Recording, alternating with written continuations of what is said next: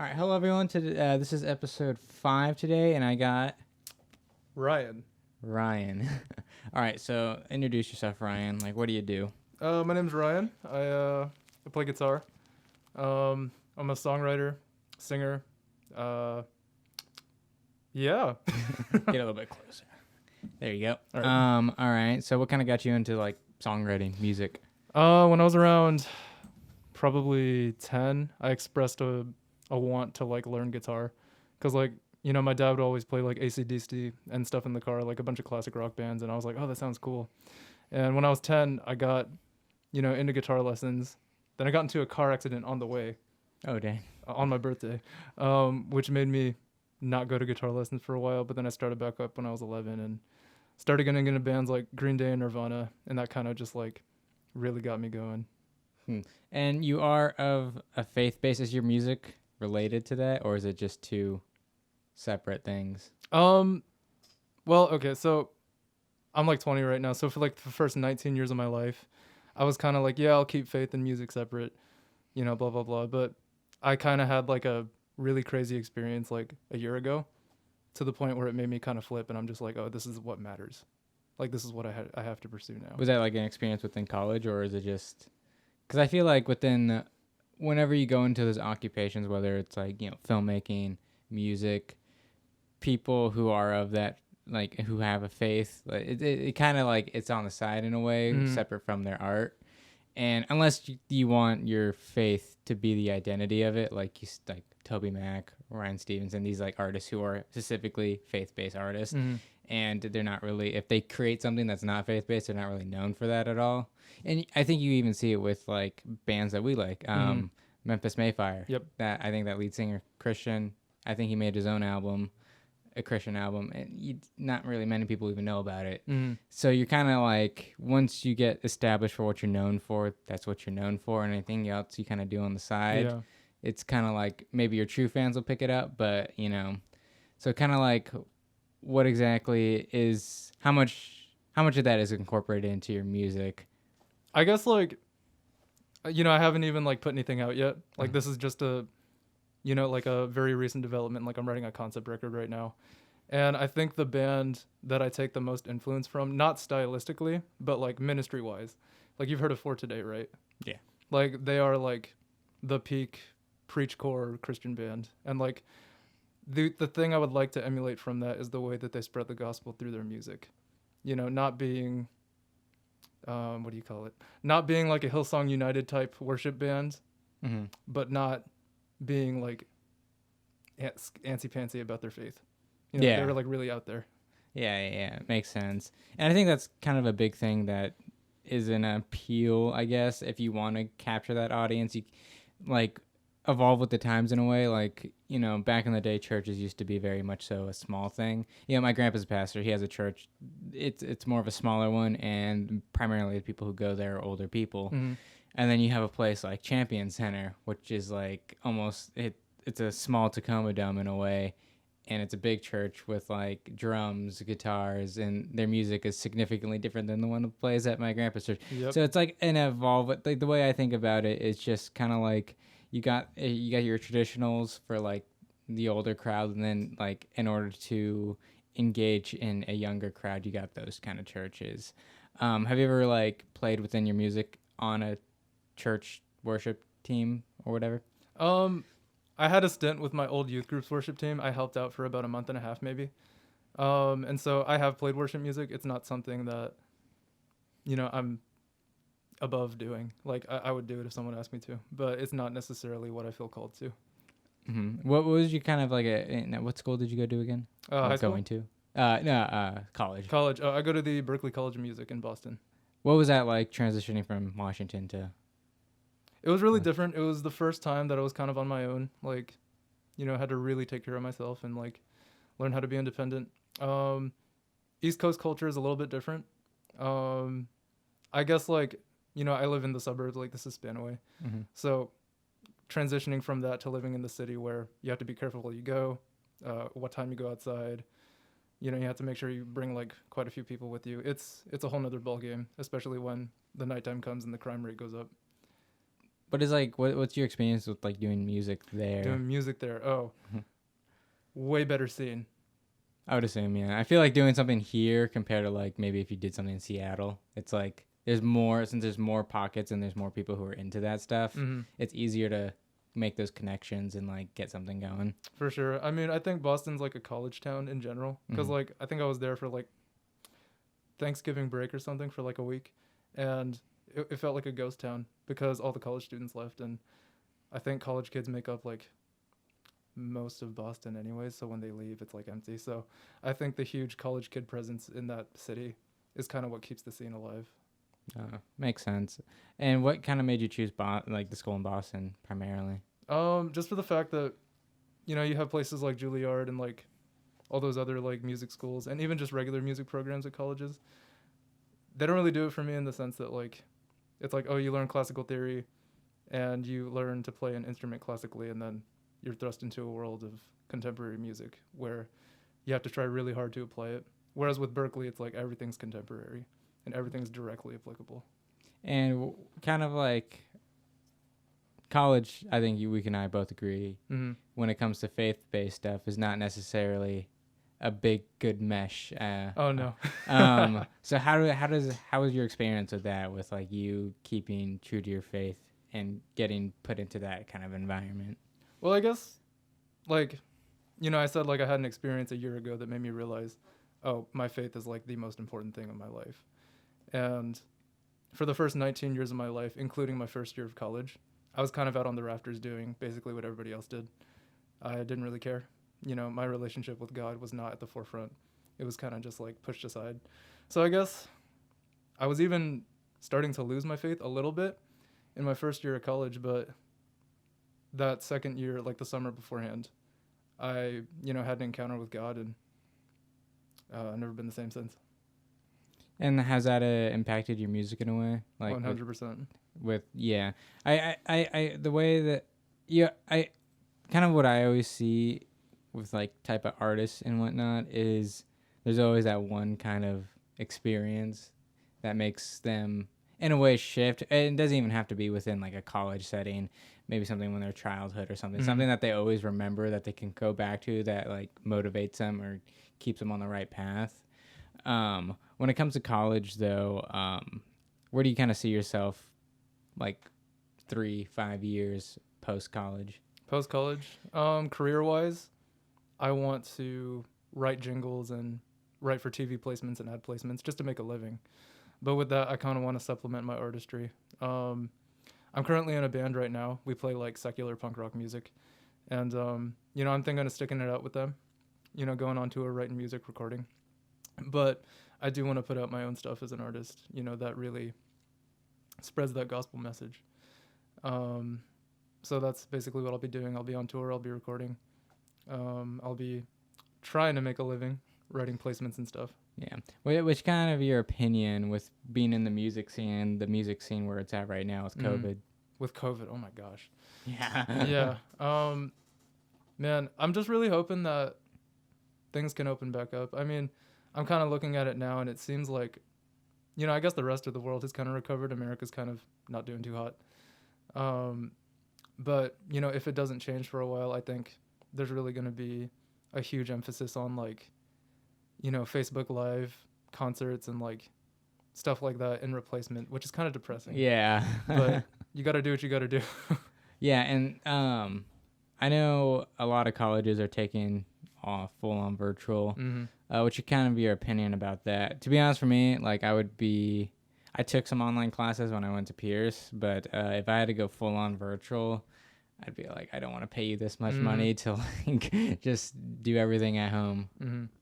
Yeah, no, that's exactly how I felt. Because in March, we end our school year in May, and they kicked us out 2 months early because of COVID. So we had to pack up and leave. Do you still have to pay for your room and everything? No, they did reimburse us. We do appreciate that. But we had to do online for the last 2 months of school, and it was pretty dang awful. It kind of added to the workload. It made things a lot harder. And especially, you know, being in a different time zone, I had to really coordinate that. So Ooh, yeah. the whole reason that I'm taking a year off school currently is because of that. You know, I'm not trying to have my senior year be all weird and online. Yeah, Yeah. I couldn't imagine graduating this class, Mm-hmm. 2020 class. I mean, to be honest, I probably wouldn't even mind it. I didn't even want to go to my walk to begin with, Yeah. so that would have been a good reason not to. But I would have hated doing like, I guess if I stuck to high school and not running, start doing all my high school stuff online. That would have been awful. Mm-hmm. But I do think that, I guess I'll just say this on my part. I do think, depending on who becomes president, will decide on whether Corona gets worse or better. Yeah. I think, I think Corona is definitely politicized. But and it's really frustrating because you see small businesses closing, the riots not helping the small businesses at all. Mm-hmm. And then post COVID, are we just gonna have Walmarts and Targets everywhere? Like, Yeah. I have no, and it's a really difficult thing, especially in like these like cities and downtown areas where their businesses are trying to open up, and the city's pretty much just telling them no, and I don't know what the answer is to that, and part of being a small business owner, but I would hate to be one right now. Yeah. It definitely does not look good for them. Music venues as well. Small Mm-hmm. music venues are in trouble as well. I don't even know when you would even open up music in a way. I work at a movie theater. I don't know what the answer is for that either. Like, when do you open up an area where there's just a bunch of people in a small space for like an hour or two, you know? Yeah. I mean, I feel like it might be all right to open now, as long as everyone's wearing masks, social distancing, and you know, like I went to the gym the other day to like cancel my account because I'm just working out at home at the moment, and they were like taking people's temperatures. So I think with strict regulations, like music venues might be able to open up and it'll be fine. No moshing though. No moshing though. Yeah, it's depressing. Yeah, and it's funny. Did you see that Chris Franz is trying to bring back Warped Tour? Oh really? Yeah, he was trying to. I know he does like his music stuff, and then he does like a bunch like entrepreneur stuff. So I wouldn't be surprised if he does, but I do think that'd be really cool. Mm-hmm. But right now, I think the only tour that we got is Pain in the Grass, and that one's like a watered down version of Warped Tour. There's this other tour. I forgot what it's called, but it's hosted by I think the Maine and Mayday Parade, and it's basically all the Warped Tour bands on it. It's just under a different name now. Huh. I forgot what it was called. Was that happening before COVID? Yeah, before COVID. Yeah. It sucks too, because yeah, you said you were gonna go see MCR, Yep. and then canceled. Yeah, I really wanted to see Marilyn Manson. He was going there, and then Five Finger Death Punch, but I was only gonna really want to go there for Ice Nine Kills, and then who else was coming here that I wanted to see? I know. Did you ever see Falling in Reverse with Escape the Fate when they came here? I think No, I didn't. it was like a I month. like got into Falling in Reverse like really late. Oh yeah. Yeah. Yeah. I wouldn't say I got into him late. I was around middle school when I got into him. It's probably when they were at their peak. Mm-hmm. What kind of bands do you like that are probably not as traditional, like for a Christian to like? Oh goodness. Basically everything under the umbrella of like pop punk and metalcore and hardcore and all that. So I guess, you know, bands like Neck Deep, The Story So Far, State Champs, For Today. Well, For Today's a Christian band. Yeah, definitely Falling in Reverse, Knocked Loose. I do happen to like a lot of anti-Christian bands. You know, not for the message, but just, you know, because they slap. But Yeah. Yeah. What's your Yeah. kind of opinion on that, where certain people are saying you can't listen to that kind of music because they're saying this kind of message? When, for me, I could separate artist from art. If I just enjoy it, I can enjoy it for what it is. I don't have to be listening to whatever particular message they're presenting. Yeah, no, there's definitely some songs where like I'll be listening to Knocked Loose or Bring Me the Horizon, and they're saying things like, "Oh, F your faith," and I'm just like, okay. So I used to listen to a lot of rap too, like emo rap, like Juice WRLD and like X, and I've kind of inadvertently started like to not listen to them just because like of the message. I think that me being a musician as a songwriter, it is very important for me to listen to everything. So I think at the end of the day, I could filter out, you know, the message to enjoy the music. What where do you kind of do you ever see like your own faith within like those kind of pockets of communities where it's like if you go to a concert to an artist that's not necessarily a Christian, but you find pockets of people who kind of share the same faith or thoughts as you do?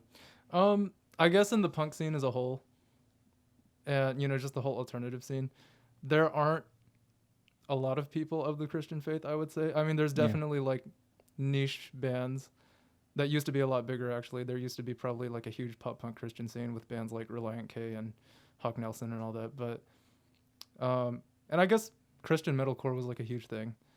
But nowadays it's kind of, not as prevalent. Yeah. I very hard definitely to find. see the Christian faith or any belief system right now in general kind of being docked down with everything that's going on. It's like, cancel Jesus. Yeah. Yeah. What's your kind of opinion on that, if you want to? Yeah.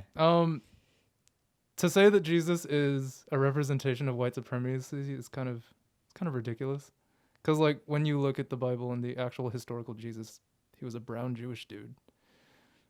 It's true.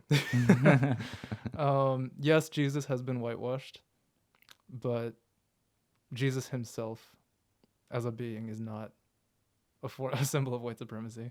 Yeah. He died for all of us, not just for white people. Yeah. Yeah. What do you kind of feel about the just I guess an umbrella term, faith in general being attacked in today's society with not just in particular the Jesus thing, but just altogether? I think I just read yesterday at the Democratic convention, virtual convention that they're having. They left under God out of the Pledge of Allegiance. Mm-hmm. So you're definitely seeing this weird shift in culture within that kind of community where it's just like they don't want faith put into the government, which I can kind of understand because you being a Christian, you would like that. But like, what's it? Someone else with a different belief, they look at that and they're like, well, why is his getting presented and not mine? Yeah. So I can understand it from that point of view. But what do you think about it? I guess like to some extent, when it comes to like thinking democratically, like separation of church and state makes sense. But as a Christian, I believe that what I believe is objectively true. So I believe that the best thing for the world and for the government is to include it. Yeah, my friend I think it's my friend Gage now. He's not Christian, but he says he understands and appreciates the values of Christian. Like he thinks if separate the belief from like just the embodiment of living as a Christian, he thinks presenting those morals can create a good person. You live by the morals and the rules of being a Christian, and you set kind of like that president standard of like, don't kill, don't lie, don't do all these things. That is a good example for a good person. So he agrees with the Christian involvement within the government. Because it's better for morality in his view. Yeah. Even though I think he's I don't remember what he was, but I know he wasn't Christian. And I agree with that as well. But I mean, with that kind of argument, I could see multiple sides of it. For you personally, though, where do you kind of see faith in general going? I think we're in a weird spot where I can't speak on what faith was like in the 50s, but I can only assume that it was only better in the sense that it's post-war. Everyone's kind of thankful to be alive, having kids. So I think the scene within there is a bit more prominent with faith. But today, it's a lot different. It seems like it's harder to come across people who are very much so spoken about their beliefs than it was, 50 years ago. So what kind of your opinion on where you see faith going in the next few years? Like any belief system per se? I can't speak necessarily for, any other religion, but in terms of Christianity, I see it both rising and declining at the same time. I think that given the times that we're living in, I don't want to be this guy, but, the promise of Jesus' second coming is kind of like, all these things are happening. This is kind of lining up with prophecy. maybe we should get ready for it. And I think that's kind of gonna allow some people to kind of brush up and really like come through and be, you know, powerful vessels for God. But at the same time, if you read Matthew 24, I think I saw it in your story one time, it says that in the last days that, you know, people's hearts will grow cold. Lots of people will abandon the faith. And so in that sense, I see it going both ways, rising and declining. But in the grand scheme of things, I think that society as a whole might abandon the faith. Yeah, and I think as well as, and you see it in today's day and age, and separating. So I'm separating the concept from what it is. It seems like today there is a very outspoken, like I'll just say the left is a very much so outspoken group, and they have the term the silent majority, meaning, you know, there's a lot of people who just aren't really saying anything out of fear of being, you know, criticized and all this, but the people who are holding the microphone, speaking to, you know, mainstream media and all these other groups who are far left are the ones who got the voice, and it feels like that's the occupying thing, when in reality there's this humongous majority that's just not really saying anything, don't really want to get involved, and I can fully understand. And I kind of see that with faith in a way. Like, I do think a lot of people aren't really faith-based, but I also don't, I think, like, growing up, a lot of people just don't really think about it, especially if they're not raised within that household of faith. So, you know, you can go about your life doing whatever you want, and the thought of going to church and stuff is kind of foreign to you. And thought of believing in God and integrating that the lifestyle into your life is a humongous step from just, you know, living your life how you did. And I think a lot of people don't really think about whether they believe in God or not. Like, it might be a question that gets thrown at them, and they might be like, well, you know, I don't know. No, yes, I don't know. So I think when it comes to situations where you see riots, COVID, it makes people think about their life more clearly and more long term. Like, you know, if my life is really on the line, you know, what happens next? And I guess for me, like, for you personally, how do you personally feel towards people who are super strongly, you know, boots in the ground atheist or boots in the ground anti-religion, stuff like that? Well, I love him because, you know, I'm called to. I care about all people because, you know, Jesus died for me. He has that love for me, and therefore I love everyone else. When it comes to like faith, you know, I did have my experiences. Like, I've had some crazy spiritual experiences that are like, okay, God's real for sure. But I would say for the most part, if I were to put a percentage on it, I'd say like 75%. I came to Christ through logic. And I think it is more logical to be a theist than an atheist, because theism better explains reality than atheism does. There are only two things that need to be true for Christianity to be true: that God exists and that Jesus rose from the dead. And, you know, I literally wrote someone a whole essay last night because they had some questions and objections, and that was kind of one of the first things I addressed. And, you know, the old argument that says, something can't come from nothing. The scientists agree that this universe had an origin point, time, space, and matter. And a lot of people say, oh, the universe is eternal. Let's just believe in the universe. And that's kind of like, well, no, like, the first law of thermodynamics says that energy can't be created or destroyed. And since scientists agree that the universe had an origin point, like, an eternal universe is kind of fallible. So a being that created it had to be personal, and he had to make that choice to set it into motion. There has to be a God. For me, the way I think of people who are so set on one thing, you know, someone who is super, super duper atheist and full-heartedly believes it, you know, shares similarities to you as a Christian who full-heartedly in the same way we full-heartedly believe it. Yeah. And I think, and when it comes to those situations, I think that's kind of where personal experience comes into play. You know, someone who could be super atheist, you know, gets in a car accident, barely lives, and now they kind of look at life differently. And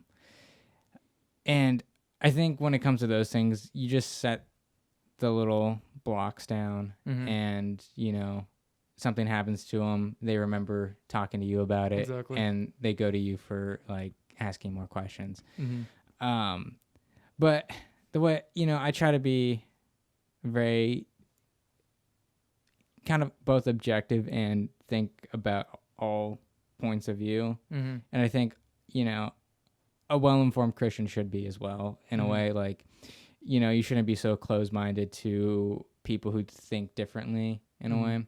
The way I think about it is, like I just said, Mm-hmm. people who believe what they believe the same way that you do, just differently. Exactly. Yeah. It's just a different thing. But I think it was Joe Rogan who said it. He says he thinks people who are diehard atheists are just as crazy as the ones who are diehard who believe that there's a God. Mm-hmm. And that made a lot of sense to me because it's just all like, what separates a person from believing in God is, I think, those personal experiences. You can call back to moments where you think like, Mm-hmm. okay, I know for sure there's a God because these events happen in my life.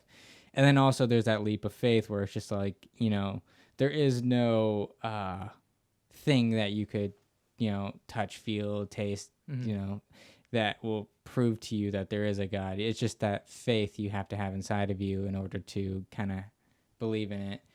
And that's kind of what separates that, in my opinion, what separates someone from just being atheist to being a faith-based is that, you have to have faith that it's real. And then when it comes to atheism, it's just how kind of the same concept in a way is that you're so like prone to believing that there's nothing when in reality you do have no idea what comes after death. There's no way you can just die and stay dead Mm-hmm. to just know what happens after death and just come back and talk about it, Yeah. So yeah, that's just kind of what my take is on that. Mm-hmm. What do you kind of feel about just, I guess, in general, people? I mean, there is examples of that. People who have died, resuscitated, Mm-hmm. come back, talk Like, oh, I went to heaven or something. Yeah. yeah, stuff like that. Mm-hmm. I do know that there is a DMT it's produced in the brain when you die. Mm-hmm. It's a hallucinogen. You could smoke it, and it pretty much lasts for like 10 to 15 minutes. And it pretty much takes you through this weird experience. People just say they see aliens. They say stuff helps them through their life. And in a way, they talk about how DMT is almost like a step into the next life. People aren't for sure if it's just like, you're high and you're just seeing stuff, or if it's like a gateway to something beyond our dimension in a way, Mm-hmm. because of how crazy the hallucinogenic is. But it does get released in your brain when you die. So that's what a lot of people kind of correlate to seeing a light or seeing these weird things, is because that is being released into your brain. What's kind of your opinion on that? Like, you see like these big mainstream stories of, you see movies about it. A kid dies, it comes back to life, and then he talks about how he went to heaven and stuff. Yeah, I mean, I would say that those testimonies like are real, because like a lot of them do line up biblically, and it's like, oh, okay, that's basically it for me. Like, I don't really think too much about it in terms of DMT. If it's released in the brain when we die and someone consumed that same, compound while alive, maybe it does have something to say about the afterlife. I mean, I wouldn't take it, but Yeah, no. Yeah. So you're 20. I'm Mhm. 20 as well. We're as being a Christian, I think.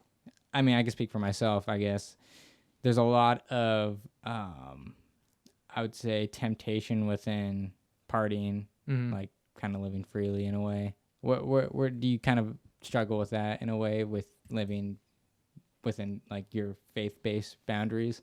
Yeah, there's always temptation for sure. I was never big into partying or drugs or alcohol or anything like that. I'll just be honest. My biggest vice and still my biggest struggle is like girls, and Yeah, like I feel that whole thing. So I think it is a struggle for most men, anyways. But Definitely, yeah. I think keeping that eternal mindset, knowing that this temptation, like this world, any suffering that we go through is temporary and that eternity is forever. It kind of gets me through it, because I know that I'm gonna live approximately 80 years or maybe less. I don't know. And then I'll be, in eternal paradise. And so it's like why can't I suffer through temptation if Jesus suffered for me? Yeah. Yeah. What about within today's standards of COVID and the we were talking a little bit before this about speaking your honest opinion about things, where it's really hard today to do that because of the climate of today's world. With that being said, faith-based, the Christian faith isn't necessarily the popular opinion today. Yeah. So when it comes to that, I don't think personally if someone posts an anti-Trump or something that's like, again, I guess I wouldn't say anti-Trump. What I would say is like someone who posts an anti-Christian post on Facebook. Like typically, I don't get involved in any form of discussion on social media just because it's like there's no point in my own opinion. But when it comes to like in-person interactions, like if you were just like walking downtown Detroit, Boston, and you saw someone and you started a conversation, they ended up being super anti-Christian. Would you kind of like, for me personally, I would just be like, okay, it's cool, believe what you want, but like kind of how would you take that kind of situation? Goodness, I guess for me, like, I've kind of like, I guess I'll give you some background first. This past year, I guess before a year ago, I was going through this thing, and it's like, okay, I've been growing up in the church, I believe in this thing, but why? And I kind of went on this 6-month like journey where I did like a slew of research. I watched YouTube videos, I read articles, I prayed, I read the Bible, and I'm just like, why do I believe this? Why is this right? And I was watching a lot of videos on evangelism, mostly by Living Waters, Ray Comfort, and that kind of was like, subconsciously preparing me for what God would reveal to me as my calling. So, after I had that experience, that whole year has kind of been like a path of me set on like evangelizing, whether it be through the way I live or whether it be through conversation. And so I would literally sit with random people in the cafeteria at Berkeley and start a witnessing conversation. And whether they came to Christ or I just planted a seed didn't matter to me. I just wanted to do it because I know that they need him just as much as I do. And so for that guy on the street who's super anti-Christian, I'd first express my love for him because like, I love him. And I would try to change his mind. And if we ended up having to agree to disagree, I'd be okay with that. I have a lot of friends who are of different faiths or are agnostic, that we've kind of exhausted all logic and now we're just agreeing to disagree. Because, even if they don't believe what I believe, I still love them, I still respect them. But I have to try. Yeah. It comes to that point where it's just like once you expressed all you both can express, at that point it's up to just their own experiences and where they align in life, pretty much. What's your opinion? I like asking people who are both in a professional occupation and in a faith-based one. Well, not necessarily occupation, but a faith-based belief. What's your opinion on like if there's aliens or not? I saw you ask your grandpa this question. Yeah, he's a pastor, so I was like, I really wanted to know. Like, I don't have like a solid opinion, but I'm not. I kind of agree with your grandpa. Like he was saying, like there's a vast universe. It's there has to be something else out there, but still, God is God. God rules over them. God created them for His purposes. There is I'm not sure if I ascribe to this or not. With more research, I might. There is this theory. This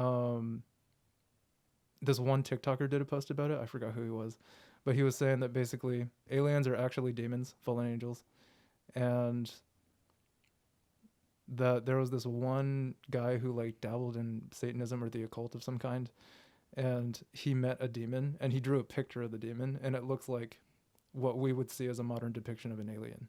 So it's like, oh, okay. So not sure if that's true, but if aliens are fallen angels, then maybe they're here to deceive us. Ooh.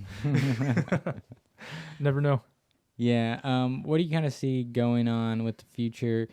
A big thing for me is like, and I could be wrong, but from what I understand, my limited knowledge is the Bible solely takes place on Earth. Mm-hmm. We are now talking about living on Mars, and kind of where do you see technology in a way where, we're expanding. Let's say COVID isn't the end all be all, which I don't think it is. Yeah, probably not. But like technology is progressing so fastly, and for me, I don't know. I think it's, where does faith kind of end if this isn't the end? Because we're going to Mars. Do you like, they don't, let's say they don't bring a Bible to Mars. Mm-hmm. There's no faith-based thing. You create a generation of kids on Mars. There's just no faith-based thing there. So where does that, what happens to them? Where do they, Mm-hmm. where does the faith go from there in a way? So like no one's had exposure to a Bible. Yeah. I guess, from that point, like before the New Testament was even written, like there were Christians, like multiple Christians. And so I think, obviously like they had read the Tanakh, the Jewish portion of the Bible, and like, they have had like their own personal experiences to like back up their faith, I guess. But, God's given everyone a light. He's given everyone a conscience. We all objectively know that it's wrong to kill and steal because he's given us, he's made us in his image. And so I think that even on a different planet, that would carry out, and that God is going to seek those he loves and give them revelation of his existence. How would you kind of mesh? There's like this weird thing going on with America and China right now. Yep. Rumors of a war. Oh, no. If it does progress into a war and there's a draft, how would you, as a faith-based person, like mesh into that? For me, I was talking to my friend Gage about this, and I'm just like, religious or not, I don't think I have the mental capability in me to take another person's life, even if it's justified. Like if I told him, I was like, even if someone broke into my house and I had to do what had to be done to, protect my family and whatnot, I would do it. But at the end of the day, I would have that weird guilt, even though it's justified. It doesn't, I don't know. I would just have to live with the fact that I took another person's life. Yeah, no, that's definitely a hard one. Cause like, I think if I were drafted, I would be I'd break my legs. I'd be like, hey, let me be a chaplain real quick. Or, I'd apply as a conscientious objector. Cause like, if, the opportunity, not the opportunity, I guess, but like if the situation unfolded where I had to kill someone, I don't know. I'd like to think if someone broke in my house that I would just shoot them in the leg and call the cops. Mm-hmm. But, sometimes that's not even the safest thing to do. Yeah. And so it's kind of a tough one. I don't want to kill anybody. Yeah. That is a tough one. I do think though, with how divided America is, and obviously I've only been around since, for 2000 pretty much, 2000 to 2020. And from my experience, and, I think within 2010 and on is where I'm more so conscious of my surroundings, of what's going on in the world. This has been the most divided America's been. Mm-hmm. And I'm hearing other people, Joe Rogan, all these other people talk about it too. Like, this is the most divided America's been. So, it's not just the way I feel. And I was talking to my friend Gage about this too. It's just like, when 9/11 happened, there was this sense of unity, this sense of pride of being an American, the sense of, like we've been attacked in a way, rather than like, this political thing, like separation of it. I mean, I'm pretty sure there was some political divide on whether or not we should go to war or not. But, when there was an attack, 9/11, everyone felt like this unity of, hurt and pain of what happened on American soil. And I was like, if a World War III were to happen and America was involved, I think all the problems that are going on today, like gender restrooms and all this other stuff, would not be in the forefront of society. No, definitely And not. I think during and post the war, everyone would just be more united and thankful for each other than, somebody beating someone near death just because they don't believe in a movement, And that's just my opinion. I think that's, if a war were to happen, I think people would be more united and more less divided than they are today. Yeah. Especially because if you're, especially today in the sense of this whole thing of women empowerment, which, if there's a draft, you're a woman, you're equal to a man, so you should be able to come with us, right? Yeah. The moment that draft happens, maybe they want to backpedal on those statements, but that's just kind of my opinion. And I asked my grandpa this too. It's just like I kind of want to hear your take. In a position of being at war, Bible says you shouldn't kill, but if you're at war, where do you align on that? Goodness gracious. I don't know. I mean, there's obviously like examples of, God justifying the Israelites to go to war in the Old Testament, for God's purposes. I guess if you're on the side that aligns the most with Scripture, then sure. But I think there's a difference from killing in war and killing in cold blood. Yeah. Killing is not necessarily murder. But yeah, that also is definitely a hard one. So, yeah, that's what I'll have to go with. If you're on the side that aligns most with Scripture, I guess you're on the right side.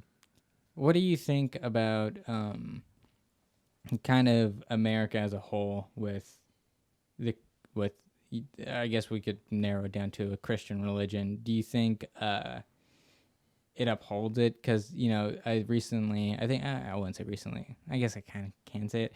Trump came out of the White House with the Bible where he stood in front of the burning church when the riots happened. Mm-hmm. And a lot of people gave him crap for it because they were talking about, you need to address these issues of, the Black Lives Matter movement and, like the problem Black people are going through, and you need to do all this other stuff. And then the way he got over there, I didn't really read into it too much, but apparently like he tear gassed or just gassed the way so he can walk to the church. Mm-hmm. And he was getting a bunch of crap for that. And a lot of the headlines weren't about him holding a Bible in front of a burnt down church. It was just what he did to get there or what he wasn't addressing instead of, he did this instead of doing this type of thing. I guess in particular with Trump, do you think that he really truly represents a faith, or is it just kind of more so he is pandering to that audience? Because I do think there is his audience that he captures is more of a faith-based one. For sure. Because the people who are anti-faith are the ones who are the ones rioting and stuff. Mm-hmm. Yeah, I can't necessarily speak. I mean, we can't really speak on another man's belief, but yeah, I mean, because we don't know. I mean, yeah, I guess only God knows like if Trump is really a Christian or not. As a politician, he definitely could be pandering, and you know that's what they do. I mean, yeah. I think you can really tell if someone's a Christian by the way they live. Mm-hmm. He doesn't drink or do anything, which is weird. Yeah. So I don't know. It's kind of a hard divide because what am I trying to say? Basically, if you witness Trump following God's commandments and he really has turned his life around from God, yeah, maybe he does believe in Jesus. Maybe he is a Christian, but I don't know. Yeah. What is your opinion on, like, you're 20, so if you have other people who are Christian around you, I think there's a weird stigma, and I could be wrong about this, but with, like, I'm pretty sure, it's okay to drink. If you're a Christian, you can drink alcohol. Yeah, as long as you don't get drunk. Yeah. Yeah. But for you personally, like, what's that kind of stigma of, Christians your age drinking or, smoking weed and stuff like that? Because I mean, it's really weird for me. It just, like, I don't know, I guess we have this preconceived, like, already thought out idea of what a Christian should be, and that doesn't necessarily align with the picture perfect anti-drug, anti-alcohol type of embodiment that we envision a standard Christian to be. So what's kind of your opinion on that? The Bible's very explicit that, like, drunkenness is a sin. So, like, being drunk, like, that state. So I would say that it definitely, like, applies to the same as being high. Because, like, you can drink without getting drunk, but when you smoke, you're mostly all the time, like, you're always going to get high when you smoke. So Yeah, I would say it's definitely sinful and that we definitely shouldn't do it. But if you're a Christian and you're 20, yeah, it might not be illegal to drink, but like, I don't think they had drinking ages in Bible times. Yeah. So as long as you're not getting drunk, whatever, man. I mean, sometimes I have a beer after work, but oh shoot, probably shouldn't put that on there. But yeah, I mean, like, yeah. Do you think that you should fit in that type of standard of being what people embody a Christian being? Mm. Yeah, I mean, like we shouldn't be legalistic, obviously. Like we don't want to be like the old heads who are like, if you have ear piercings, then you're going to hell, kind of thing. 'Cause like obviously like you don't get to heaven by following the rules. You get to heaven by God's grace alone. And your faith. But like I said before, like the proof that you are saved, the proof that you are a Christian is based on the fruit of your life and how you live. So if you're a Christian and you're drinking and smoking without remorse, it's kind of like, like are you reading your Bible or something or not? For you, there's always this type of stance of if you were told by like a higher up to do something that's not, let's say it's against your belief system, like I guess I don't know what a good example would be for necessarily Christian. Oh, here's a good one, I guess. Like let's say you get your playing at a music venue and you just have to sign this waiver saying like, hey, we want to respect everyone, so you can't proclaim that you're Christian or you can't speak about it or anything like that. And like, where do you fall in line? Like, are you the kind of person that would just be like, that's cool and all, but like I have my own, like I want to be able to express this and whatnot? Or are you just do you believe that it's okay to sign that and just kind of go along with it in a way? Because I feel like there is a stance within Christians where it's just like if you get told to do something that's against your belief, you're supposed to like, even if you get fired, kind of put your foot down and like, hey, I'm not gonna do this. Like, you can find someone else to do this, but I'm not going to. Kind of like, where do you fall in line with that? Yeah, that's definitely a hard one. Like, it's easy to, I think for me personally, it's like it's easy to say like, oh yeah, I'd quit. But then when you're put in the position and that's your only job, that's your only source of income, it's just like, oh man. I guess at that point, we have to trust God enough to do the right thing and know that He'll still take care of us. Like there was this guy I was talking to on the plane ride to Boston. I think it was, I always do that when I'm thinking. I think it was probably a year ago. I'm just going to go ahead and say it was my first semester or second semester of my sophomore year. Or no, second semester of last year of college. And we were just sitting and I was reading my Bible and like we kind of got into a conversation and I was like, oh, are you a believer? And he was like, oh yeah, for sure. Then he was telling me about his work, just getting to know each other. And he was saying that, I had a cross hanging up in my office and they said, hey, take this down or we might have to let you go or something like that. And he's like, okay, I'm leaving. And he ended up leaving and God provided him with a better job. So I think that we have to have that faith that, if we do God's will, that He's gonna do right by us. Makes sense. I guess for you personally, where do you kind of see, like you said, you've had an experience where you have like solid, firm beliefs that God is real, and experiences where you want to keep faith within your career path. Where do you kind of see people who similar to you, like you can kind of see yourself in them in a way, who are struggling to do that, but you've had these experiences that justify it, but they have yet to have any form of experience?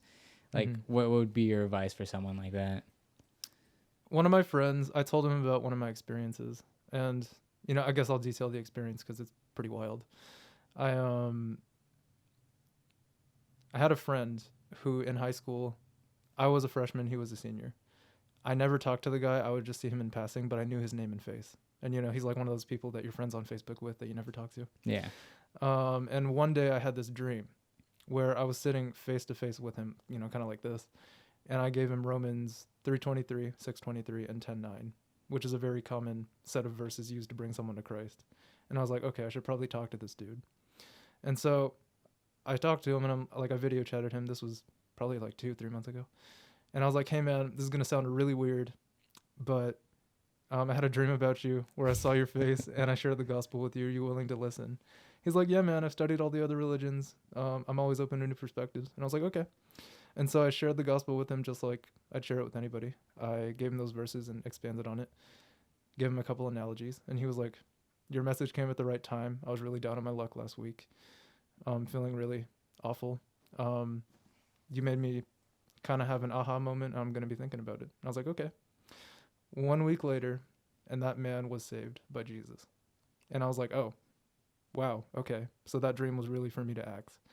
And so I told my friend about it. He's Catholic. And, you know, he was saying like, bro, that's crazy. Like you have a really special connection with God. And I was like, well, anyone can have that connection with God if they just seek him. Because what I had been doing constantly was praying, was reading the Bible, was sometimes fasting, was witnessing, you know, very constantly. I think before that I had like multiple meetings with my Mormon friends. That's a whole different can of worms. But if you want those experiences, seek God, follow his commands, and he will reveal himself to you. Yeah. That is interesting. And I think everyone in a way has those kind of stories or experiences. Like, you know, I don't think I really got into it with my grandpa, but I'm pretty sure he has his own things that he believes that were acts of God and whatnot. For me personally, though, like you asked me if I was Christian or a faith, and I just, the way I responded, and it's kind of the general way I would respond to somebody, is just like, you know, if I was like, you know, like those bubble sheets you took in high school, if I was asked, you know, what is your belief, I would circle in or check the Christian box. But, you know, I have my own skepticism, my own things that I necessarily maybe question, or, you know, things like that. And also, with that being said, I like kind of going back to what we're talking about, like this type of idea of a Christian, you know, I don't think I would be a good embodiment. Like if I would check the box, but I would not, if someone looked at my life, or like, you know, when I hang out with friends and, you know, do what, like, I'm 20, so I like want to have fun. Yeah, no. So like I would, no one would look at me and be like, that's a Christian right there, you know? So I would check the Christian box in my own personal like feeling, but I wouldn't say I would want to represent it. You know, if that makes sense. Like I wouldn't want to be a representation of. I mean, if I was a representation of, I feel like we'd probably get a lot, you know, a lot more people trying to hop on the bandwagon of being a Christian. Like, shit, you can get drunk. All right. Yeah, and that's not to condemn you or anything. Like I'm not saying, you know, like those old heads. If you get drunk, you're gonna go to hell or anything like that. But, you know, I don't think anyone's a perfect representation of Christianity except for Jesus. You know, that is our perfect example. I'm no better than you. I'm no better than the atheist, because we're all guilty. You know, even, you know, Christians who seem super pious like me, like, you know, we sin and we mess up too. So it's like, we can never be the perfect example. But if you can show God's love through the way you live,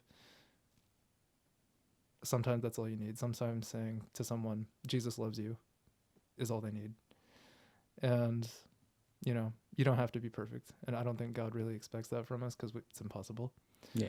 But if we strive to be, and strive to show that light through the way we live, including keeping sober, it kind of says something, because I think in John, Jesus is talking about, I'm not sure if it's John or Matthew. Yeah, I think it's in all the Gospels, but he's basically saying, like, you guys are the salt of the earth. You guys are the light of the world. You give the world flavor. You shine a light. And so when people see that light, when they see our good works, they're going to be like, why is that guy always so happy? Why is he always so, you know, why is he shining so bright? And then when they ask us, we're going to tell them Jesus. So yes, living like a Christian, living like Jesus is very important, but we will always never be perfect. I guess this is veering a little bit off topic, but for you personally, you can answer this to the best of your abilities, where you feel comfortable. Of what is your stance on like today's society of like cancel culture, where it's like, let's say you became a Christian when you're 30, you're already in like a successful band and you're touring and stuff, you're a Christian at 30 and you live your life as a Christian, but then something from when you're 20 pops up and they try to, with cancel culture, they try to cancel you for something you did or said when you were 20, Mm-hmm. and now you're, in a way, a completely different person. Yeah, no, like if I had changed my ways, like if I was like truly a different person, it's like why are you holding me accountable for something that I've moved past and that I would never ever do again? Like Yeah. I'm already admitting that I'm wrong, so it's like, you know. What's your perspective on like other people's thing though, like with today's society where you see a lot of celebrities, sometimes justified, sometimes not. Mm-hmm. Sometimes it's just like, that was 20 years ago, Yeah, stuff like that. Like, what's kind of your opinion with that culture going on today? cancel culture. I guess like, you know, some of it is definitely justified. Like if you look at the pop punk scene specifically, like you have instances like, I'm gonna name drop like Front Porch Step, and like, you know, just like a lot of people in bands being outed as like, you know, predators talking to underage girls and whatnot. So I could see that, you know, obviously like you not wanting those people to have a platform, you know, that's kind of understandable. Um, but when it comes to like other things that are not as egregious, then it kind of has me scratching my head. Like, why are you canceling them for that? Yeah. Yeah. That's a weird one too. It where it kind of falls in line of you're supposed to love everybody, Mm-hmm. and I think that's one of the biggest things people would bring up, like pedophilia per se. Mm-hmm. I talked to my grandpa a little bit about this, like people who do those like horrific, the worst of the worst type of things. Mm-hmm.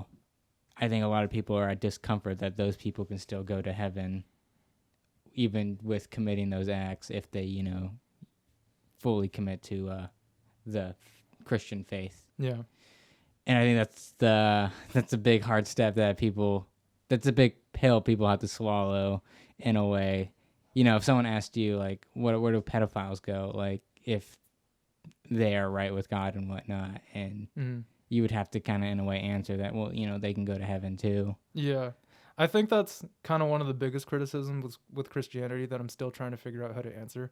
I haven't come across it yet in a conversation, but I know that I eventually will. Obviously, like what a pedophile did was horrible. What a murderer did was horrible. But I think the grace of God exceeds the grace of human beings.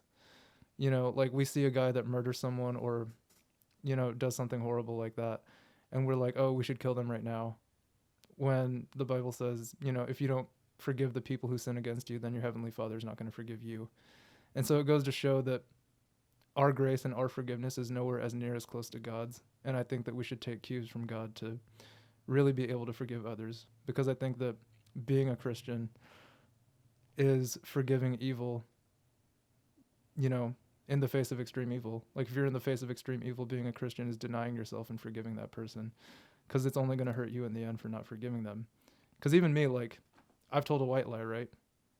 You know, even though I did it in my past, I'm still a liar. I will never not be a liar. But because of Jesus, God doesn't see me that way. Yeah, it's funny. I have a friend, and he lives right next to a pedophile. And he says he's like a good guy now. Like he went to prison and whatnot for it, and said he wouldn't bring his kids around him, but he would. He would. He's a good guy. He's he's changed and all this other stuff. But with this weird reform, he's committed those actions. He's done his time. He's in society now. I have a friend that I trust, and I've never met the dude, but like he says he's a good guy now, and all this other stuff. I don't know. I don't know how I feel about that. Like, yes, I'm happy he's reformed, good guy, all this other stuff. But like, how does someone like that who has those previous actions get integrated back into society in a way? I don't know. It's a really complex, weird, and I feel like nobody gets pleased by the answer. Like, there's going to be a majority of people who are on the side of just like, continue to outcast him and all this other stuff. And there's going to be people who are just like, it was in the past. He's better now. But like, I don't know. I don't know what the answer is for something like that, Yeah, no, I mean, I guess the verse that always comes to mind when things about that are brought up is Romans 6:23, the wages of sin is death. not just for the murderer and the rapist and the pedophile, but for you, the liar, the petty thief, and the blasphemer, and the person who's looked with lust. We're all getting that death sentence. We all deserve it. We all don't deserve heaven. Yeah. Yeah. Yeah. Yeah. I mean, yeah. It's a hard thing to really. I don't. I do think some crimes are worse than others. For sure. You steal something from somebody, you're not gonna get as much trouble if you murder a person. Oh, you yeah. know? There are definitely crimes that are worse. Yeah. But yeah, I don't know what the just don't be a pedophile.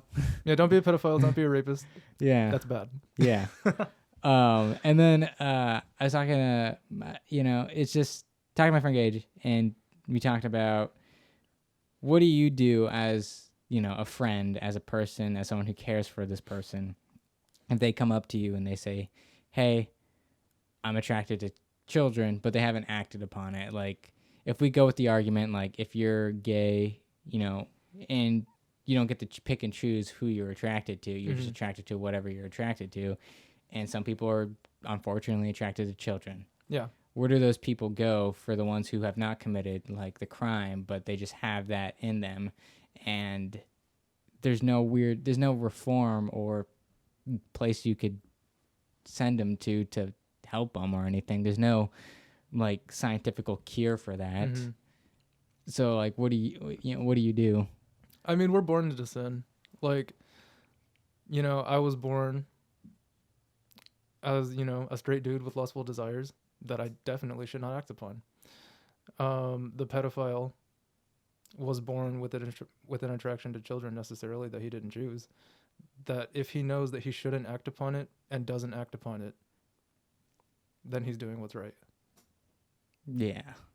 Yeah, and that kind of just opened up the conversation for my friend and I about just like in America in particular, just there's no place you can send these people. There's no place you can talk to them and whatnot, and but there's no place like a treatment center you could send people who have that problem to get help. And that's a weird thing. Like, I don't know how on board people would be on that. Like, I feel like some people just hearing that another person is attracted to children, they would already automatically want the death penalty for that person, whether they were committed a crime or not. But yeah, I just that's also a hard one as well. What are some like things that you've come across in your journey that have kind of made you kind of stand back a bit and maybe question something, like particularly faith-based? Like, what are some faith-based like roadblocks that you went across in your path? Definitely reading the Old Testament and seeing how many people God killed. That was like the big one for me. I had a mentor at the time, and I was asking him a lot of questions about it, and I slowly got my answer. And I think that reading the Bible through the filter of Romans 6:23 really does someone a justice, because like it's so easy for atheists to say, "Oh, God's not good because He killed all those people." I'm like, yeah, but the wages of sin is death. They deserved it. The wages of sin is death. I deserve it. And I guess that was a big struggle for me. Like, it got to a point where I was like, God, like, if you're really here and if you really love me and if your will is really good and perfect, give me a sign. And, even when I did have that reason to doubt, I was given a reason not to. I had a dream that night. It's kind of like a random dream where you, like, random images flash in your head. But then I heard a voice at the end and it said Mark 1:11. And I was like, oh, okay. And so I wake up, I open my Bible, and it says, a voice came from heaven. You're my son whom I love. With you I'm well pleased. And I'm like, okay, now I'm crying.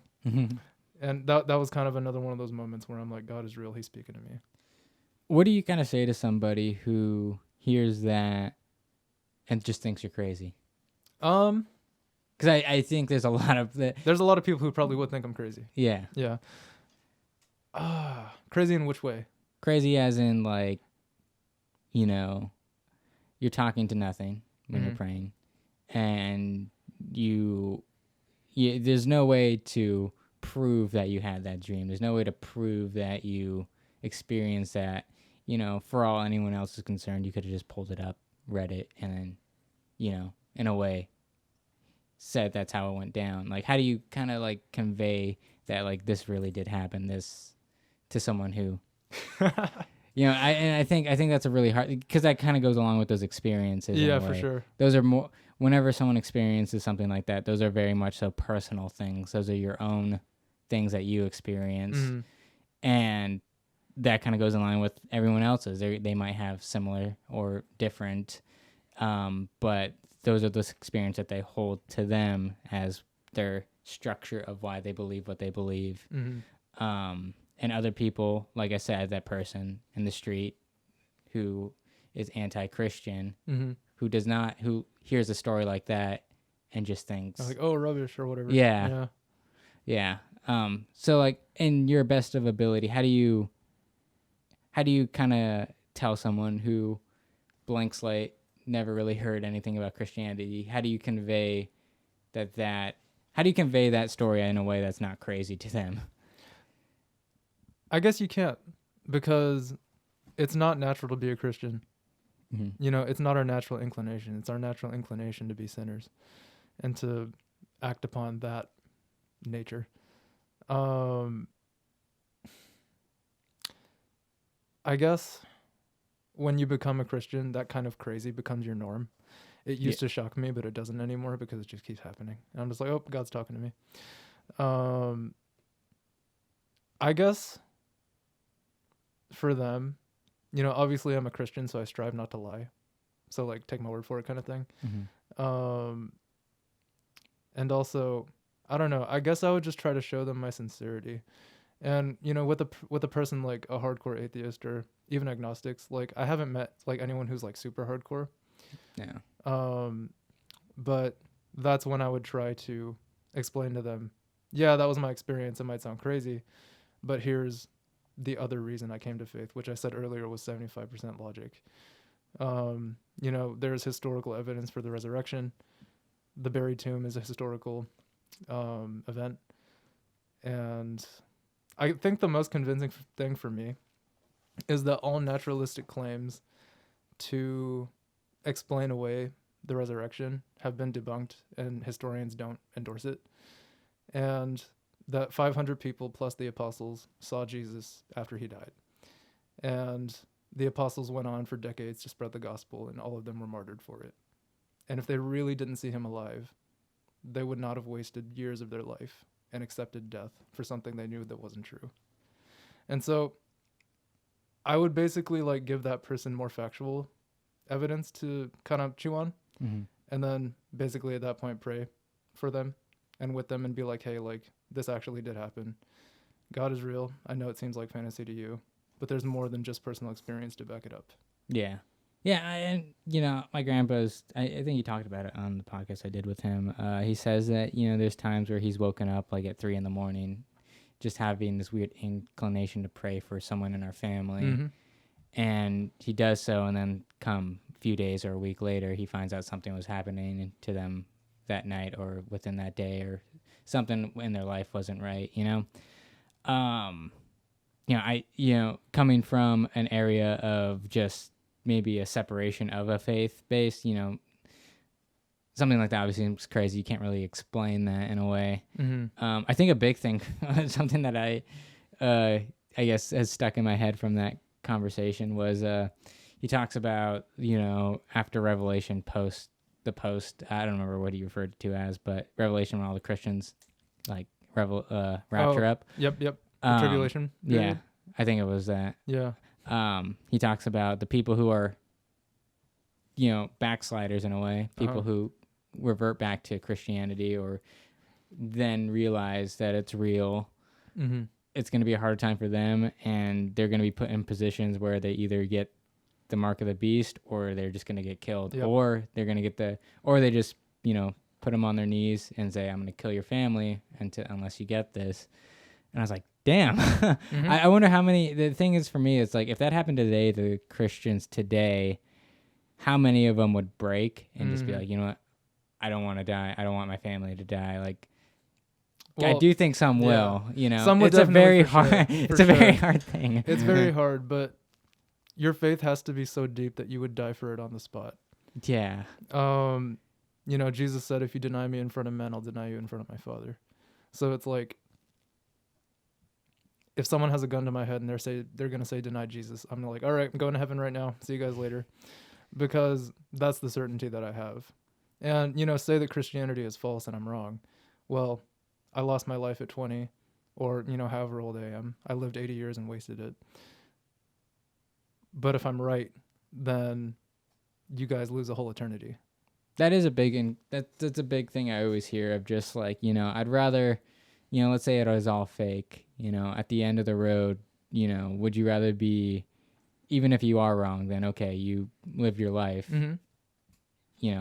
You lived your life within a system that helped you become a better person. Because I do see people who I feel like, who say that, going to church or going to like a group within a church has saved their marriage, has saved their life, has saved, a certain aspect of them. But, there's that contingency of just saying that, at the end of the road, I live my life as, a good person. And if I end up being wrong, then I'm wrong, Yeah, it's like whatever. If I end up being right, then that's, A+ for me, I guess. yeah. Yeah. But yeah, I don't know. That's a very scary one, especially, I guess the one that would hit me the most is, like, you do this or you denounce this or else we're going to kill so-and-so. Mm-hmm. I think that's a big one, because now it's on you if this person dies, in a way. Like, But it depends. Like, does so-and-so know Jesus? yeah. If so, you're going to see him anyways. The example I put for my grandpa was like, what if they just put my spiders in front of me? Oh, They're no. gonna start stepping on them slowly. no. I'm like, no. that's my. I'm like, can you bring my mom out instead? Oh my gosh. The spiders over your mom. Yeah. Oh goodness. That's funny. Oh man, I hope spiders go to heaven. You know what? I bet a lot of Christians hope they don't, though. What do you mean? Oh, spiders? Yeah. Oh, the Bible says that the sheep and the wolf will play together, so they'll be harmless. And I mean, yeah. I mean, that is interesting to think about, because people have praying mantises as pets. Mm-hmm.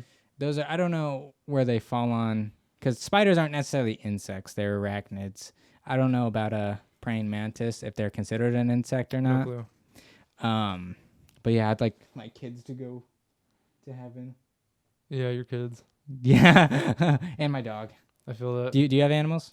No, I think I did when I was younger. Yeah, I had so like you have no animals at all? Yeah, no animals. I mean, also you're going to college in a different state. It's probably best. Yeah, definitely. You I don't. didn't want to get attached to anything, but yeah, no, I had an animal when I had a dog when I was like really young, like 8 maybe. But he ran away. And then had a Chihuahua when I was like 12. And the girl who sold it to my mom stole him back. Oh man.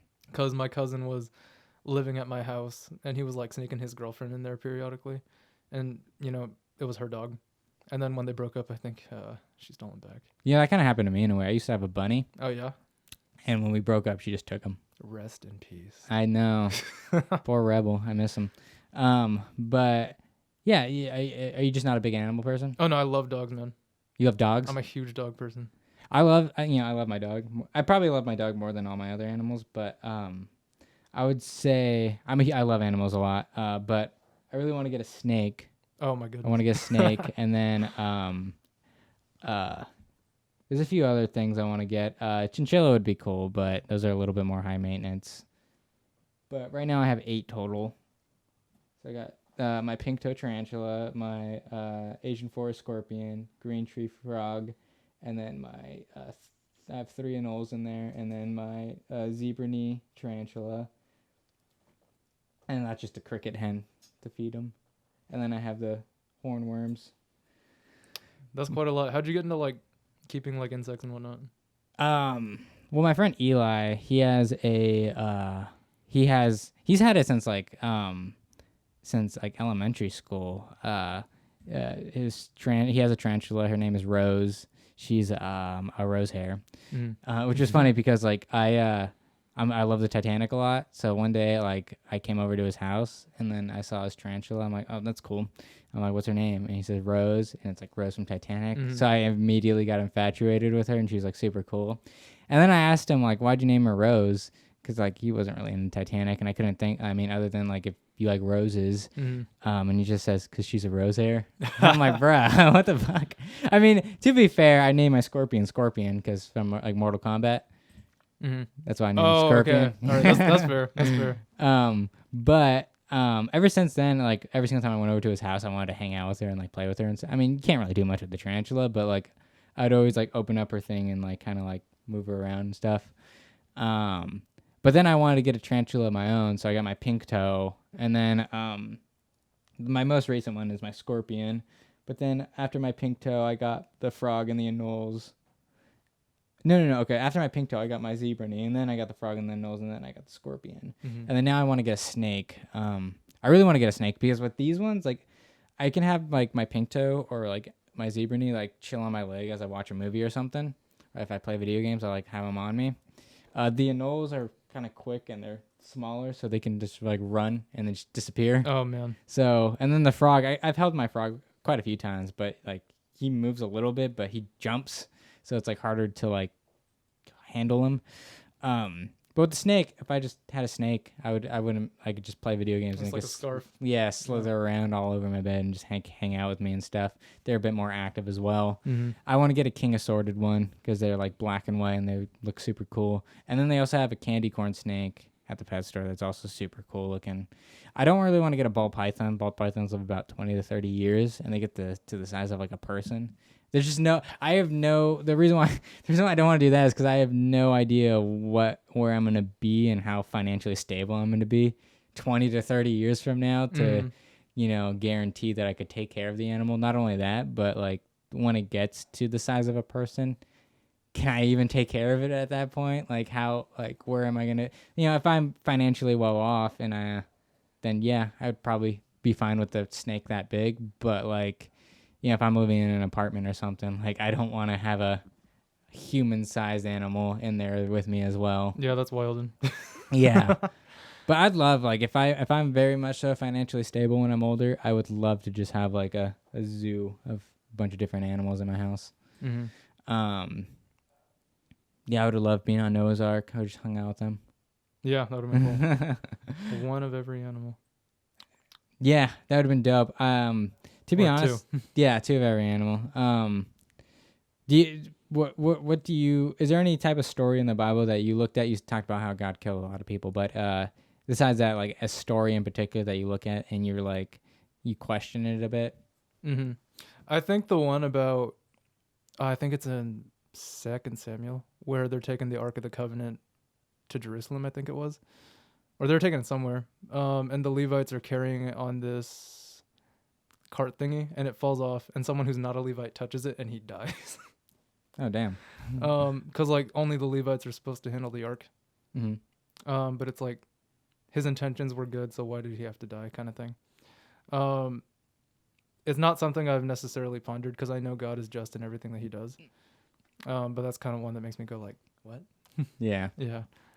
Have you ever seen the movie Mother? I've not. Has crap, I'm blanking on her name, but it's chick from Hunger Games. And it's really good. I don't want to spoil anything, but I think, I don't know how someone of faith would look at it.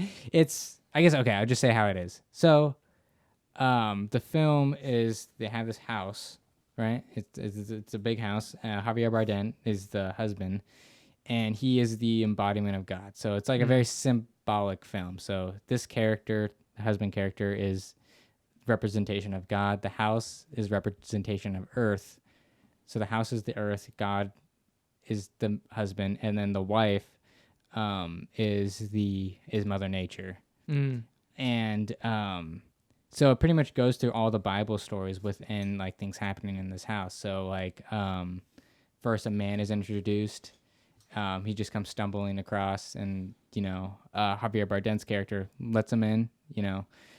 Supposed to represent Adam, and then there's a scene where she like kind of walks in, and they're in the bathroom, and he has like the cut. I don't remember, what did Adam have to give up? Oh, his rib. Yeah, his rib, and he has a cut, and she kind of looks at it, and he's like, because he's like puking in the bathroom, and then that guy's wife comes to the house.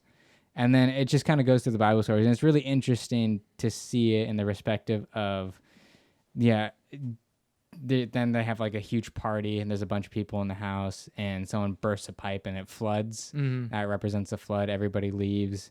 Um, and then it just goes into like near the end of just like there's like raves and like there's a bunch of party. And I think the biggest one, and this is what gave the film a lot of criticism, is of when she has the baby resembling Jesus. Javier Bardem's character represents God, gives it to the people, so they're like the baby's like crowd surfing on a bunch of people, and then they just start ripping it up because they killed Jesus, so they killed the baby, and then they start drinking its blood and eating it. So it's a very graphical symbolization of what it is, but I guess the whole message of the film is that I don't want to say it's anti-faith or anti-human in a way, but it's about how humans kind of ruin this structure, and I think it's supposed to be like humans ruin the world in a way. We do. Faith as well, like and with the aspect of God, God flooded the earth, and then in the aspect of Mother Nature, God gave His Son, and they killed him. And it's a very symbolic film, and I loved it because I didn't catch on to its biblical references. Like I grew up Christian and all this other stuff, so I was familiar with the stories, but it took me a while to catch on to it. And as the film progresses, things just get crazier and crazier because like it eventually goes into modern day where there's like a literal war going on in the house, like army war, and then like in the next room there's like a rave, and then in the next room there's like a cult, and there's like just all this other stuff going on, and it's supposed to symbolize all the stuff going on in the world and just how it's just degrading and destroying it in a way. And something that periodically comes in the film, God forgives everybody, so every single time she comes to God like we need to get these people out, they're destroying everything, He forgives them. And he's an artist he's an author who's trying to write a book. So the Bible is being written as the film's going on, and I'm pretty sure like he presents the Bible, and that's all what draws in all these people into the house because they're his fans.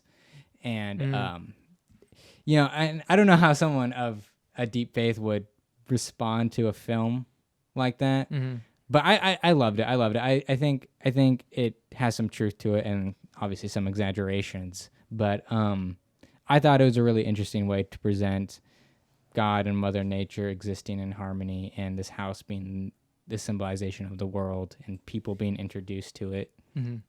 I guess I'll let you. Based upon what I said, what's your interpretation? Yeah, no, I wouldn't necessarily be offended by it. Like, it's definitely an interesting depiction for sure. Yeah, I don't think you should read the Bible if you're easily offended. You don't read the Bible to not be offended, I guess. The Bible is pretty darn offensive. Yeah. I mean, it's supposed to be. Yeah. Yeah. But I thought, if anything, it got me interested because I think the way they're presented, I had no idea. And, I was familiar with basic like Noah's Ark and all this other stuff, the flood. But one of the stories that I thought was cool that they presented in the film that I just didn't know about at all prior to watching it was Cain and Abel. The way they presented it in the movie, I thought was super cool, and it just made me kind of look into it even more post film because I just thought it was an interesting like concept, and like I don't know, for some reason I was just drawn to it in an interesting way. I thought that was just a cool story, and the way they presented in the film I thought was also really cool. What I guess what to you is like your favorite type of Bible story? Favorite Bible story? Oh goodness, that's a hard one. Do you ever hear the okay? Well, actually, I'm gonna let you finish your thought, and then I have another thing that I want to. For a while, it was David and Goliath, because honestly, I love David's trash talking. Like he's literally like, oh, who is this uncircumcised Philistine who's... Is David and Goliath the one where he throws a stone? Yeah. Okay. Like, who's this uncircumcised Philistine who's talking trash on the name of God? I'm gonna kill him. And it was like, wow, like you really said that. For you, there's that theory out there where I think it was Moses, where the burning tree.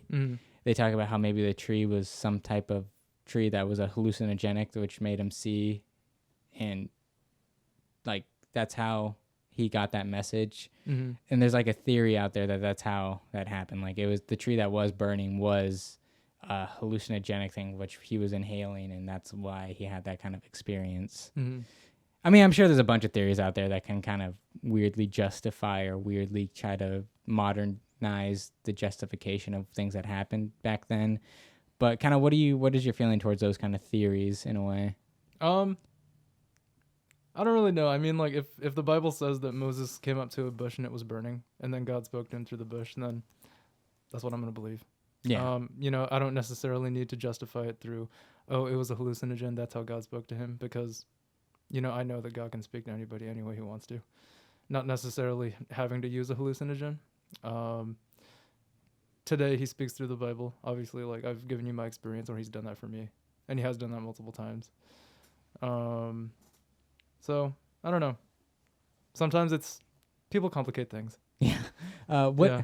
Well, I think that's fine in a way, especially because in today's day and age where people are opposed to conversation, Mm-hmm. I think conversating within, I think it's good to have conversations about contradictory thoughts or beliefs. Like if you had a conversation, you truly believe that, you can kind of, you can go back and forth on ideas and whatnot. Yeah. And maybe some of your thoughts get changed or maybe some of theirs. I think, those kind of conversations are Beneficial. productive. Yeah. Yeah. What are your thoughts on things like palm reading, Ouija boards, stuff like that? I'm asking because I was talking to my friend. I'm like, dude, it'd be so dope if we could, because in October I want to do these themes of videos where, I do a bunch of research on the upbringing of like palm reading or tarot cards and stuff like that. Like do the history of it and then do a video where, one of us gets it done and just kind of break it down and like, Yeah. I don't know how someone like that would, because there is a big fraud thing contingency that's attached onto that type of field of work. So I don't know how someone would feel about having that filmed. Yeah, I just want to hear your thoughts on it. I mean, yeah, the Bible definitely condemns any type of divination or occult practices. So tarot cards, zodiac signs, astrology, Ouija boards, all that. Oh, what's your thought particularly on the things themselves? Like, do you believe in like tarot card readings, palm readings, Ouija boards, and stuff like that? I think they actually work, which is why God doesn't want us to dabble in the occult. Because when you do those types of things, not only that, but like manifesting and, all this other new age type stuff, you kind of leave yourself open spiritually. And when people kind of delve into that, you can leave yourself open for like demonic attacks and stuff. It's serious business. The spirit world is real. Have you ever had any form of experience with that kind of stuff? No, basically just God, speaking to me through his word and, through dreams and whatnot. Not anything crazy like supernatural, but I wouldn't touch this stuff. What would you do if you're just like at a party, and one of your friends pulls out a Ouija board, like, hey, bro, let's do it. See you guys later. I guess I would give them a fair warning first. Like, please be careful. Don't mess with that. Here's why. Yeah. And then they can take it or leave it, but I'm going home. There is a really weird fascination with it, though. Whether you're doing it for purposes of talking to a deceased loved one or I think a lot of it comes out of curiosity. Because for me personally, like, I think even as someone who's like within on that weird line of like, I don't necessarily know what I believe, I'll let it happen when it happens type of thing. There's that contingency of just like, it's that curiosity of like, could something happen? Is this real type of thing? And I think that plays a big part in a lot of people's, because a lot of people just go into it thinking it's stupid, not going to work. And I assume sometimes it just doesn't. And I know that there is like a actual type of scientific like explanations of why it would move. Like sometimes you're subconsciously moving it, even though you're physically not. Like it's a weird mental thing that's going on. But yeah, I think there's a huge curiosity aspect to it that plays a part into kind of doing it in a way. Yeah, I think the reason that I wouldn't mess with it the most is because I can't reference this verse, but the Bible says that even the devil and his demons masquerade as angels of light. And so if you're doing a Ouija board trying to talk to your dead relative, who knows if that's not a demon just trying to possess you or something. Yeah. What's your opinion on like haunted houses or like haunted areas do you think that could a, a type of spirit or something can occupy one place? I don't necessarily believe in like, dead people being left behind on Earth, like their spirits, like not passing on and whatnot. I believe in angels and demons. So I think if there's any spiritual presence, that it's not a ghost, that it's likely an angel or a demon. Yeah. All right, so we can just wrap it up. Is there anything last things you want to add or say? My love for you was bulletproof, but you're the one who shot me. Who is that? Pierce the Veil. Pierce the Veil. Okay, yeah. I was like, I feel I've definitely heard that somewhere. Yeah, no, I quote that all the time just because like it's so annoying. Like it's like almost fake deep. It is another one. I think it's from I think it's from Sleeping with Sirens. I always hear it and it's super cringy. But anyways, so that was episode 5. We'll leave that there. Thank you all for watching. Deuce.